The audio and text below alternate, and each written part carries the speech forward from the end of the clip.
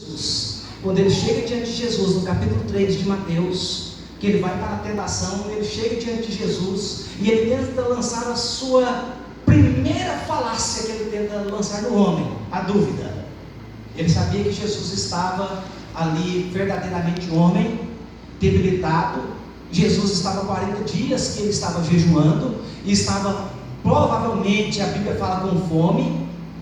E muitos, eu até vejo alguns crentes falando: olha, se você estiver jejuando, e se o crente jejuar, o diabo tem medo de você, e você põe o diabo para correr. Jesus estava 40 dias jejuando e ele não tem medo. Ele chega diante de Jesus e ele vai com a sua primeira falácia. Ele fala: se tu és o Filho de Deus. Observe essa conjunção de si. Ele não afirma que Jesus é, ele tenta lançar a dúvida de Jesus realmente ele era o Messias enviado de Deus. Jesus, como homem, tinha todas as limitações que nós temos. Se tu és o Filho de Deus, faça com que essas pedras se tornem pães. O espetáculo é uma das coisas que ele gosta muito de fazer, porque o espetáculo tira Deus da centralidade e põe apenas os feitos, mas Deus está em cena. E Jesus fala: mas está escrito, não só de pão viverá o homem, mas de toda palavra que sai da boca de Deus. Jesus usou a palavra de Deuteronômio, no capítulo 8, versículo 3, falando que agora ele usou essa palavra, não só de pão viverá o homem, mas de toda palavra que sai da boca de Deus, é que vive o homem. Satanás agora, para tentar enganar Jesus, ele fala: mas também está escrito ao seu respeito, que Deus não te deixará tropeçar em pedra alguma, e dará ordem aos seus anjos para que não tropece em nenhuma pedra. Então lance o espinhaço abaixo. Ele cita o Salmo 91, verso 11 e 12 para Jesus, só porque distorcido. Ali estava falando de um acidente, do que Deus pode fazer, e não de alguém que está se autopromovendo. E Jesus fala, agora Jesus cita no capítulo 6 de Deuteronômio, versículo 16, mas também está escrito: não atentarás ao Senhor teu Deus. E Jesus vence Satanás com a palavra, não com feitos miraculosos, como ele propôs, não deixou ser enganado, pois ele vai para a palavra, e a palavra de Deus é a verdade. E Jesus resiste e mostra realmente que ele é o Messias, o enviado de Deus, pois ele venceu Satanás, não por poderes miraculosos, mas através da palavra de Deus. Por que Jesus vence com a palavra? Porque ele é a própria palavra de Deus, ele é o Logos de Deus, ele é o verbo, a palavra, a pronúncia de Deus que se fez carne e veio habitar entre nós. A Bíblia fala cheia de graça e de verdade. O outro heresia perigosa é o arianismo, que surge no princípio do século IV, com um bispo da igreja, ou um presbítero da igreja chamado Ário. E esse Ário, ele vai falar que Jesus, ele não é verdadeiramente Deus, ele é a primeira criação de Deus. Ele foi o primeiro ser que Deus criou, mas ele não é Deus plenamente. Ele é homem e não é Deus. E Ário, ele consegue fazer uma grande, vamos dizer assim, revolução no pensamento da época, do lado das suas falácias e heresias, e teve muitos seguidores. Mas a igreja levanta para dar resposta, principalmente com Atanásio, um dos pais da igreja, que levanta ali, agora realmente na inspiração e no poder do Espírito Santo, e é criado o primeiro concílio. O primeiro concílio da igreja, que foi criado em 325 depois de Cristo, aonde juntou, e aí é nesse concílio, eles ficaram registrados, decretados. Ário foi tirado fora, os pensamentos de Ário e os pensamentos bíblicos ficaram, e aonde eles vão falar que Jesus é veros Deus e veros homens, verdadeiro Deus e verdadeiro homem. E vai falar que o Deus Pai, Deus Filho e o Deus Espírito Santo, essa triunidade de Deus, é um só Deus subsistente em um só Deus subsistente em três pessoas, da mesma substância, ao ponto que nenhum é superior ao outro e nem inferior, mas que tem funções específicas diferentes, e todas elas em prol da salvação do homem, da construção do universo e para fazer novamente novos céus e a nova terra. Aí agora Jesus também dissipa esse pensamento de Ários. Mas para nós entendermos sobre Cristo, quando eu quero falar do Cristo como Deus, para nós olharmos Ele como Deus. Como que a Bíblia se revela a Ele como Deus, sendo verdadeiramente Deus? Como eu falei, que essas duas naturezas não têm separação. Jesus não deixou de ser Deus para se fazer homem, e Jesus não deixou de ser homem para continuar sendo Deus. Ele sempre foi verdadeiro homem e verdadeiro Deus. Ele esvaziou-se, a Bíblia fala, da sua glória, e se fez da nossa forma, com todas as nossas limitações, sentiu as nossas dores, nossas fraquezas, nossas tentações, mas com detalhe, Ele nunca pecou, e Ele venceu tudo. Sendo Ele vencedor, Ele nos faz mais do que vencedor na sua pessoa. Nele nós estamos livres de toda a condenação. Paulo, entendendo isso, ele escreve em Romanos capítulo 8, versículo 1: nenhuma condenação há para os que estão em Cristo Jesus. Não existe condenação, pois Ele venceu. Então Jesus, como verdadeiro Deus, quero que você abra sua Bíblia comigo agora em primeira carta de João, no capítulo 5, e o versículo de número 20.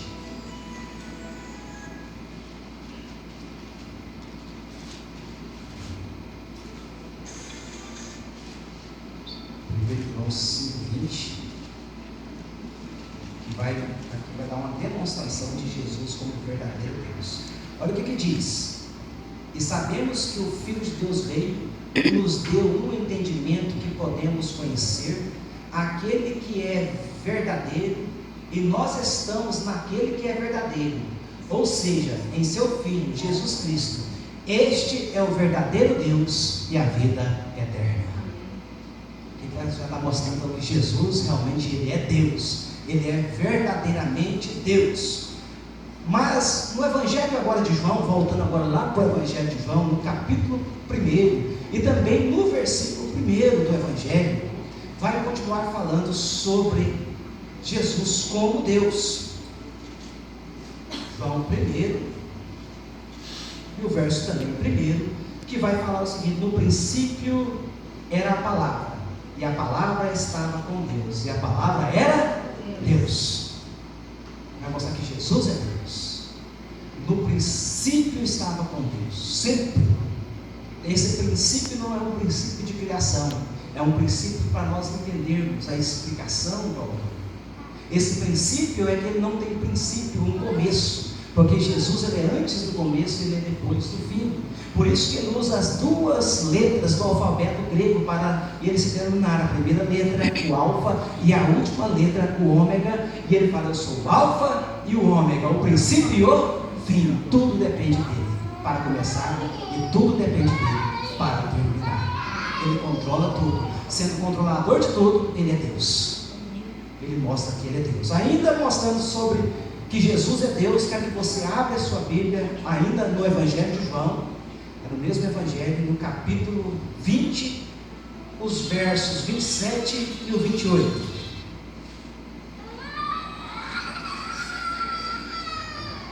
Capítulo 20, versos 27 e 28 do Evangelho de João, diz assim: então ele disse para Tomé: põe aqui o teu dedo e vê as minhas mãos, põe aqui a tua mão e ponha no meu lado. Não seja sem fé, mas crente. E Tomé respondeu e disse: meu Senhor e meu Deus. Ele reconhece agora a soberania do Jesus ressurreto, e ele reconhece as duas naturezas. Jesus estava com marcas. Quando Jesus ele é tão maravilhoso, irmãos, para nós entendermos sobre isso, é que no nosso novo corpo que nós vamos ter na ressurreição ou no arrebatamento da igreja, quem tiver vivo vai se transformar. A Bíblia fala que isso que é corruptível se revestirá da incorruptibilidade, e isso que é mortal se revestirá da imortalidade. Olha bem que nosso corpo vai ser perfeito, como o de Jesus, com uma característica menos: Jesus sendo Deus, sendo perfeito. Jesus ele tem marcas eternas. Depois da ressurreição, ele com o corpo glorioso, as marcas não saíram. Por que isso? Porque o meu pecado e o seu pecado teve consequências eternas. Aquela morte que Deus falou que no dia que comer certamente morrereis, não era morte física. Tanto é que eles comeram e não morreram fisicamente. Deus estava falando da morte eterna, do inferno, da separação total de Deus. Mas Ele proveu um meio. Mas para que esse meio fosse provido, Jesus fez um sacrifício eterno. Então Jesus está eternamente marcado por minha causa e por sua causa. Sempre nós vamos ver em Jesus, nas suas mãos, nos seus pés, as marcas da cruz, que me salvou e te salvou. Essa vai ser uma grande diferença entre o nosso corpo e o de Jesus, pois o nosso não vai ter marcas, o de Jesus tem marcas eternas, mostrando que Ele é verdadeiro homem, verdadeiramente Deus e verdadeiro homem. Mas agora eu quero mostrar para os irmãos também que Jesus continua sendo homem. Ele é verdadeiro homem. Primeiro eu quero mostrar Ele na sua vida, no seu ministério terreno, e mostrar que Ele como homem, Ele tinha famílias, tinha irmãos, tinha irmãs, tinha mãe. Muita gente nem fala, né, sobre isso. Jesus não era só Jesus que tinha lá na casa, Ele tinha irmãos de Jesus, filhos de Maria e de José. E a Bíblia vai mostrar isso. Abre a sua Bíblia no capítulo 13 de Mateus.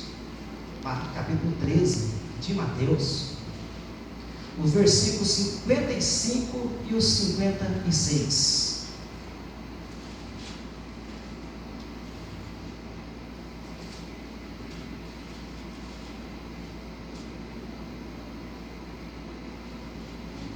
Que diz assim: não é este o filho do carpinteiro?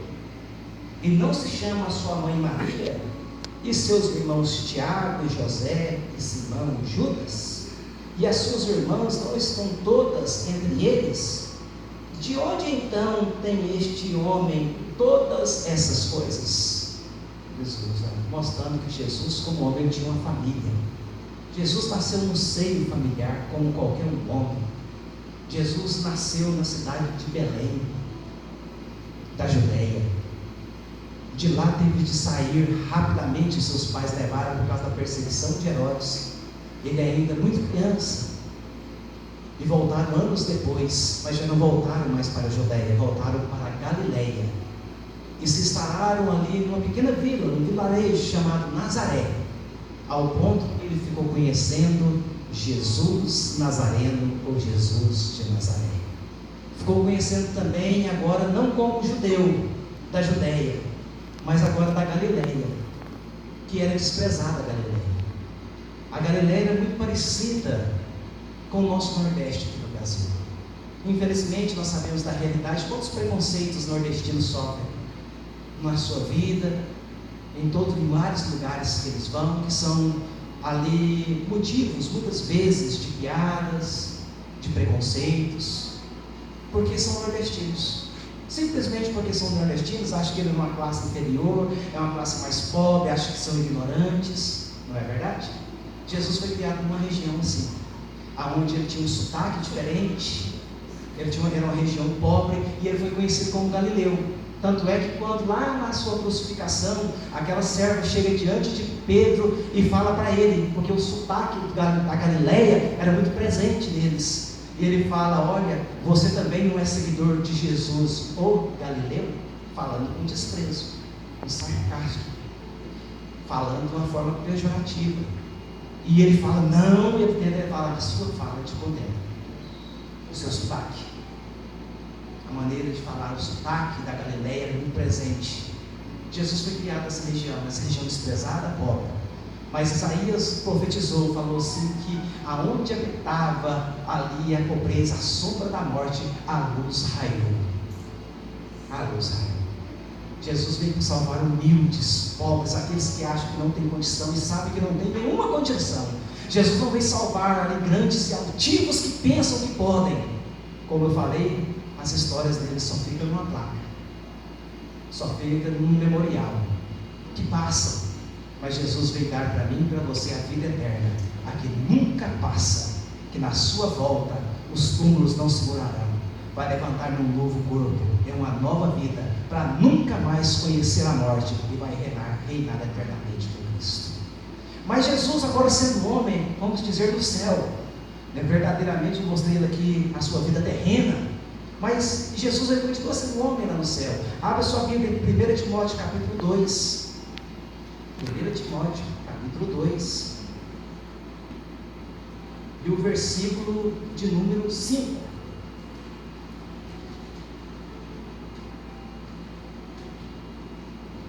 1 Timóteo capítulo 2, o versículo 5 diz: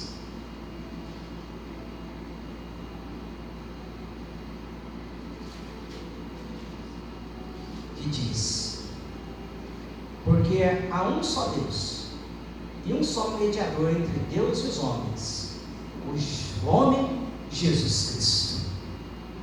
Está mostrando que tem um de nós diante de Deus, que intercede por nós, que conhece as nossas fragilidades, conhece as nossas fraquezas, que quando nós pecamos, Ele não nos joga no nosso rosto, mas ao contrário, quando nós pecamos, Ele tem toda a autoridade de chegar diante de Deus e falar: por esse pecado, por esse erro, eu derramei meu sangue lá na cruz. As marcas estão lá, nas mãos de Jesus, nos pés de Jesus, verdadeiro Deus e verdadeiro homem. Para nós conhecermos agora também como Cristo, Ele é Deus e perfeitamente homem, Ele também é o doador do Espírito Santo. O Espírito Santo ele procede do Pai e também procede do Filho. E Jesus é o doador do Espírito Santo. Se nós temos o Espírito Santo que ele desceu, Jesus fez essa promessa lá em João, já no capítulo 13, no capítulo 16 do Evangelho de João. Ele fala: olha, se eu não for o Espírito, na verdade ele não vem. E se ele não vier, ele precisa vir, eu preciso ir para que ele venha. E ele vos ensinará tudo, mas ele não falará de si mesmo, ele falará de tudo que tem ouvido a respeito de mim. O Espírito Santo ele é como um holofote. O holofote é aquela lâmpada que fica no artista, principalmente aqueles artistas ou músicos, ou seja uma banda, ou seja um artista de teatro, aonde fica aquela luz focada, aquilo é o holofote. E o Espírito Santo é isso, o dever, ou seja, o que o Espírito Santo faz, qual que é a função do Espírito Santo? É glorificar a Cristo. Ele nos apresenta a Cristo. É Ele que convence o homem do pecado, da justiça e do juízo. É Ele que nos mostra, nos revela a Cristo. Ele glorifica a Deus. É Ele que santifica o homem. Ele que nos dá um entendimento. Ele que nos faz entender a magnificência, a magnitude, a augusta presença e a soberania de Cristo. É Ele, somente Ele. Então o Espírito Santo, mas o doador desse Espírito maravilhoso é Jesus. Abre a sua Bíblia comigo em João capítulo 20, verso 20 e o 21. Agora o Evangelho de João, capítulo 20, verso 20 e o 21.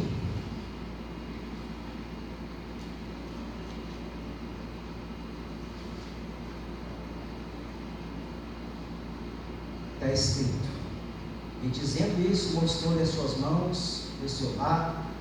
Então os discípulos alegraram ao ver ao Senhor. Então disse Jesus novamente: paz seja convosco. Assim como meu Pai me enviou, eu também enviareis. E recebei o Espírito Santo. E tendo dito isso, soprou sobre eles e disse-lhes: recebei o Espírito Santo. Jesus é o doador do Espírito Santo. É Ele que doa o Espírito Santo. Ele é o doador do Espírito Santo, é Jesus. Há uma diferença, principalmente da nossa teologia pentecostal, entre receber o Espírito Santo e ser batizado com o Espírito Santo. Há aquele batismo na nova conversão, no qual o Espírito Santo, ele ali nos emerge no corpo de Cristo, que é a igreja, e nos faz entender, mas aquela renovação que nós falamos, o batismo do Espírito Santo, aquela autoridade, poder que ele nos dá, como aconteceu no dia de Pentecostes, aconteceu em Atos 10, e aonde Paulo vai falar também sobre os dons espirituais, em 1 Coríntios 12, em Romanos 12, 1 Coríntios 14, nós entendemos aqui que isso se chama então batismo com o Espírito Santo. E o batismo com o Espírito Santo, quem batiza é Jesus também. É Ele que doa o Espírito Santo, é Ele que batiza com o Espírito Santo. No batismo, vocês podem ver que tem 3 elementos. Tem o batizador, tem o candidato ao batismo e tem a água, aonde o candidato vai ser imergido. No batismo do Espírito Santo também existe o batizador, Jesus, existe o candidato, o crente, o salvo, e existe o elemento, vamos dizer assim, onde que vai ser emergido no Espírito Santo. Vai ser emergido no Espírito Santo. Não é apenas falar em línguas. O batismo do Espírito Santo não é apenas alguém balbuciar línguas. É mudança de vida, é mudança de caráter, é poder de Deus, é transformação na vida, é transformação na índole, é uma nova vida. Como naquele dia que o Espírito Santo desceu no Pentecostes, Pedro, a Bíblia fala que ele levanta no poder do Espírito Santo, ele prega sobre Jesus, ele não prega sobre ele não prega sobre prosperidade, ele não prega sobre pobreza, ele não faz teologia da prosperidade, nem teologia da pobreza. Nenhuma dessas duas teologias tem capacidade de chegar diante de Deus, mas ele pega Cristo, ele fala da vida de Cristo, ele fala da sua vida, da sua morte, da sua ressurreição, da sua ascensão, da sua soberania, e quase 3.000 almas se rendem a Cristo naquele dia. Ele é o batizador, foi ele que batizou aquele povo naquele dia. Abra sua Bíblia em Mateus capítulo 3, Mateus capítulo 3 e o versículo de número 11.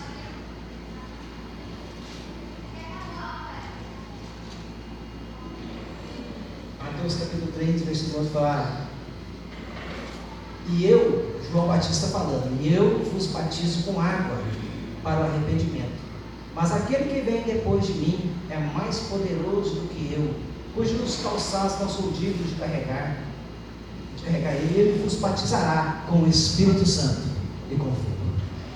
Ele vos batizará. Ele é o batizador, doador e também batizador. Isso mostra a soberania de Jesus, ali mostrando ele verdadeiramente como Deus e como revelação de Deus. Isso mostra como ele revelou Deus plenamente, como Deus tem se revelado na pessoa de Jesus de uma maneira plena, mostrando que Jesus ele veio como homem, ele nasceu como homem, ele viveu como homem, ele morreu como homem e ressuscitou como Deus. Ele venceu a morte. Ele venceu a morte. A Bíblia ainda relata que o Espírito Santo também vivificou Jesus.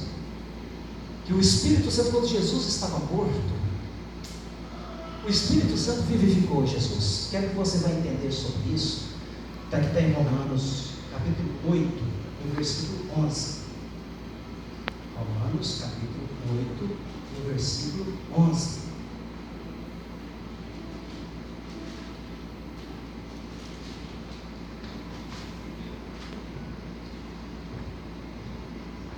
Que diz assim: mas se o Espírito daquele que ressuscitou a Jesus dentre os mortos habita em vós, aquele que ressuscitou a Cristo dentre os mortos também vivificará os vossos corpos mortais pelo seu Espírito que habita em vós.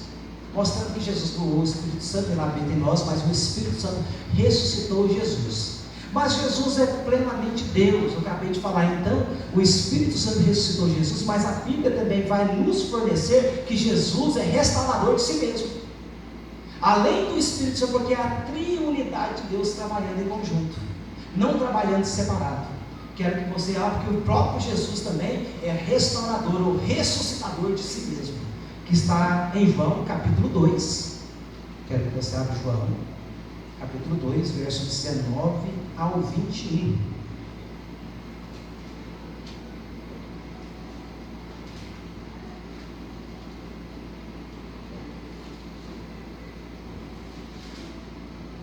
João capítulo 2, versos 19 ao 21, que diz: Jesus lhes respondeu dizendo: destrua este templo e em 3 dias eu o levantarei. Então disseram os judeus: em 46 anos foi edificado este templo, e tu em 3 dias o levantarás? Mas ele falava do templo do seu corpo. Ele ousa que ele, agora também como Deus, a morte não pode contê-lo. Ele morreu, verdadeiramente morreu. Jesus não passou simplesmente ali por alguma espécie de coma, não, ele morreu. Ele morreu, como qualquer homem morre. Jesus morreu. Mas Jesus, ao terceiro dia, ressuscitou pela apelação do Espírito Santo, pela sua própria ação, mostrando que a triunidade de Deus, ela trabalha para a salvação do homem. Pois Jesus, se não tivesse ressuscitado, nós estávamos perdidos, porque na sua ressurreição, Jesus venceu a morte.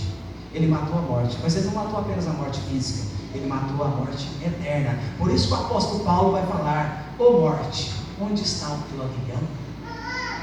Onde está a sua força? Onde está o teu aguilhão? Aguilhão, para os irmãos que não sabem, aguilhão é aquele que nós falamos ferrão, de ferroar bois. Pessoas usavam muito aquele ferrão para que os bois andassem mais rápido e pudessem puxar as cargas. Aquele ferrão que ferroa, que machuca, é o aguilhão.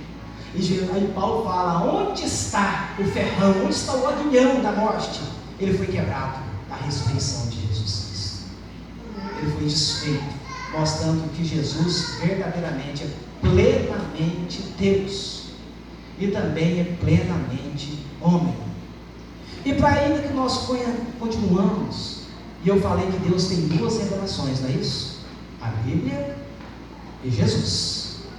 A palavra de Deus e Jesus. E nós só conhecemos Jesus pela palavra. Então a palavra de Deus, se a palavra de Deus é a revelação de Deus, ela tem um único objetivo nessa palavra: nos oferecer Cristo. Todas as escrituras, irmãos, de Gênesis e Apocalipse, elas culminam em Cristo. Tudo que aconteceu desde Gênesis até chegar no Apocalipse, ela tem a única finalidade: apresentar Cristo. Ela não tem outra.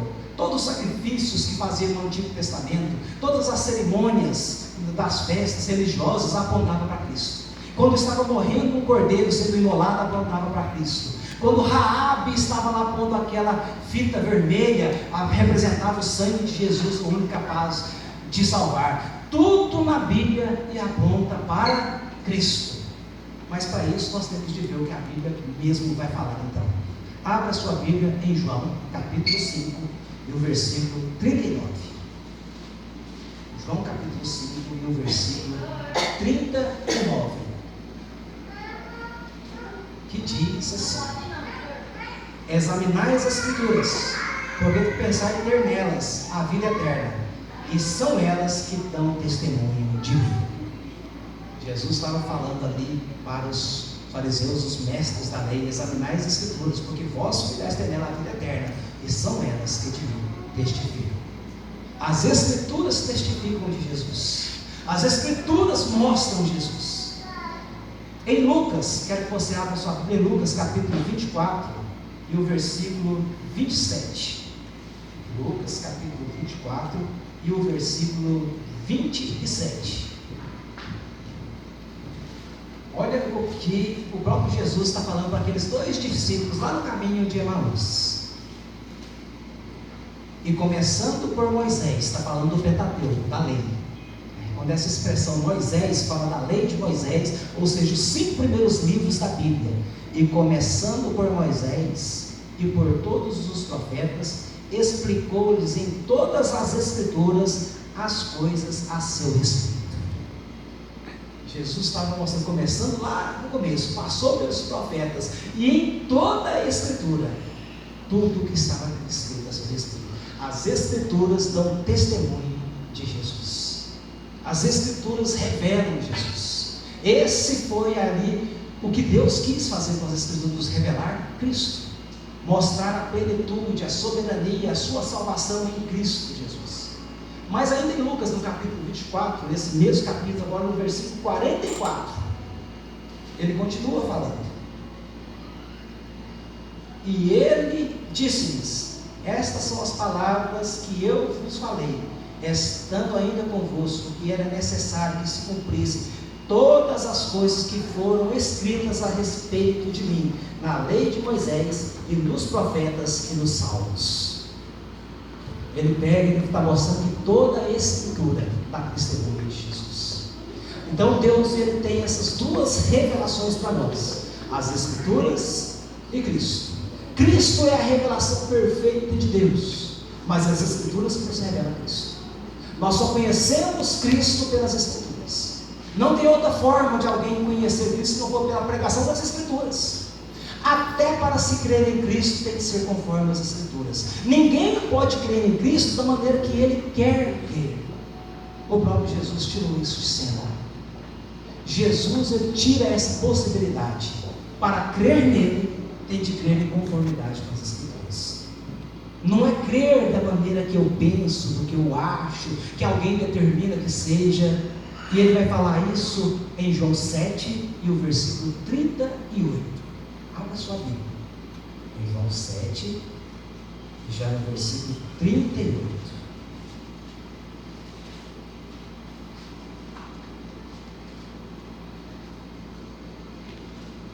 Olha bem, aqui em João, capítulo 7, versículo 38, o que Jesus fala? Quem crê em mim, como diz a Escritura, do seu interior fluirão rios de água viva. Quem crê em mim, como diz a Escritura. Não é crer da maneira que eu quero crer. Aí tem a promessa, rios de água viva, ou seja, a vida eterna, que ele está falando. Fluirão do seu. Foi o que Jesus falou lá para a mulher samaritana, lá no capítulo 4. Quem beber dessa água tornará a ter sede, mas se você beber da água que eu lhe der, essa se fará uma fonte a saltar para a vida eterna. Então, para crer em Jesus, tem que ser conforme as Escrituras, pois as Escrituras é que nos revela Cristo. Deus se revelou em Cristo através das Escrituras.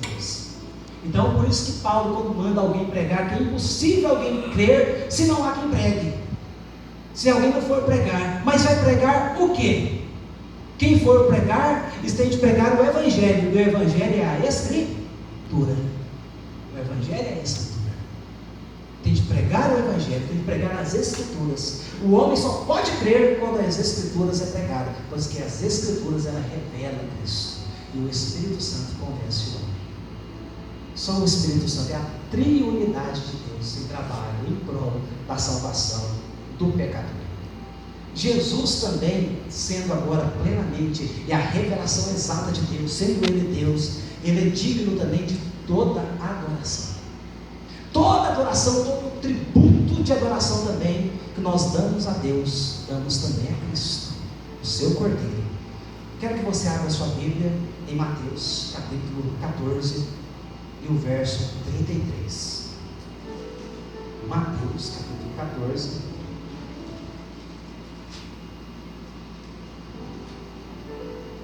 E o versículo de número 33. Que diz assim: então os que estavam no barco, vindo, o adoraram, dizendo: verdadeiramente tu és o Filho de Deus. Eles adoraram. Jesus é digno de adoração. Ele é digno de toda adoração. Mas